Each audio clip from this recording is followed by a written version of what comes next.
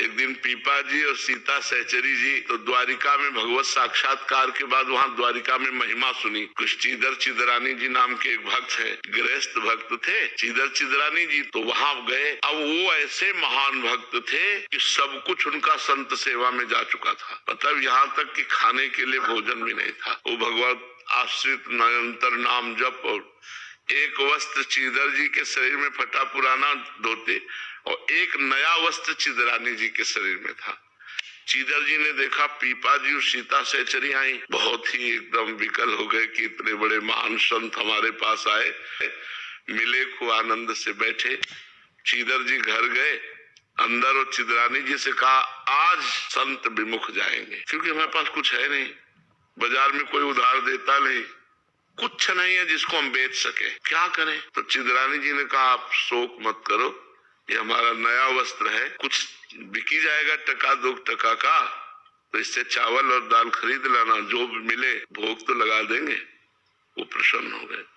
एक ही वस्त्र था तो बाजार में बेच दिया, जो भी उससे दाल चावल जो भी मिला उन्होंने बनाया, और बना के कोई शेर दो शेर ढाई शेर थोड़ी मिलेगा उस कपड़े, एक कपड़े का।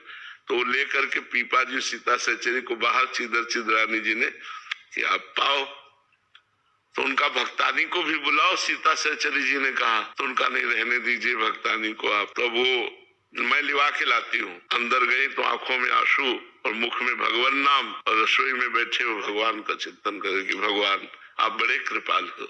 ऐसी स्थिति में भगवान की कृपा वो देख रहे। सीता सहचरी जी गई और उनका भक्त रानी, तो आप तो निर्वस्त्र है। तो उन्होंने आंख उठाई और कहा हमने सुना था कि आपने द्वारिकाधीश का दर्शन किया है, तो हमारी आकांक्षा थी कि जब आप मिलोगी तो भगवान की रूप माधुरी का वर्णन करोगी। क्या इस नाशवान शरीर के विषय में प्रश्न किया, नंगा ही पैदा होगा, अगर नंगा ही मर जाए तो क्या फर्क पड़ता है। समझ गई घर की स्थिति देख करके कि ये वस्त्र बेच करके पीपा जी के पास गए और बोले कि हमें लग रहा था कि हम महान भक्त हैं, राजपाट छोड़ करके टाट पट्टी लगाकर भगवान का भजन करते हैं, लेकिन आज हमारा वो भी अभिमान दूर हो गया, क्योंकि हमसे महान भक्त निकले जिन्होंने हमारे स्वागत के लिए अपने तन का वस्त्र बेच दिया।